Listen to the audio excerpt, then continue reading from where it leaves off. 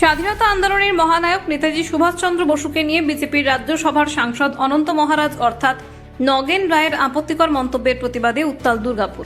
প্রদেশ কংগ্রেস কমিটির নির্দেশে দুর্গাপুর 1 নম্বর ব্লক কংগ্রেস কমিটির উদ্যোগে স্থানীয় থানায় এক তীব্র বিক্ষোভ কর্মসূচির আয়োজন করা হয়। কংগ্রেসের অভিযোগ, নেতাজির মতো জাতীয় বীর তথা বাঙালি জাতির আবেগকে জড়িয়ে বিতর্কিত মন্তব্য করে চরম অপমান করেছেন বিজেপি সাংসদ। এতে দেশ জুড়েই সাধারণ মানুষের ভাবাবেগে মারাত্মকভাবে আহত হয়েছে। দুর্গাপুর 1 নম্বর ব্লকের কংগ্রেস কর্মী সমর্থকরা অবিলম্বে অভিযুক্ত অনন্ত মহারাজের নামে এফআইআর দায়ের এবং তাকে গ্রেফতারের দাবি জানান। দলীয় নেতৃত্বে স্পষ্ট হুঁশিয়ারি, নেতাজির অবদানকে কোনোভাবেই লঘু করা বা ছোট করার চক্রান্ত বরদাস্ত করা হবে না। আপনারা জানেন, ভারতবর্ষের স্বাধীনতা আন্দোলনের ইতিহাসে যে সমস্ত স্বাধীনতা সংগ্রামীদের আমরা নমন করি, আমরা প্রণাম জানাই, তার মধ্যে অন্যতম নেতাজি সুভাষচন্দ্র বোস এবং মোহনদাস করমচাঁদ গান্ধী। দেখুন, ভারতবর্ষের স্বাধীনতা আন্দোলনে যারা আত্মবলিদান দিয়েছিলেন তাদের মধ্যে মোহনদাস করমচাঁদ গান্ধী, নেতাজি সুভাষচন্দ্র বোস অন্যতম উল্লেখযোগ্য নাম।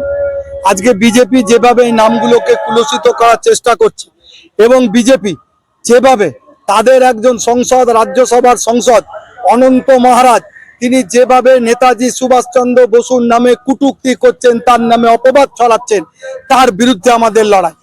আজকে ডবল ইঞ্জিনের সরকার, একজন রাজ্যসভার সংসদ, তিনি সংসদ চত্বরে দাঁড়িয়ে বাইরে বিভিন্ন জায়গায় তিনি নেতাজি সুভাষচন্দ্র বসুর বিরুদ্ধে কুৎসা করছেন, অথচ কেন্দ্রে এবং রাজ্য সরকার চুপ।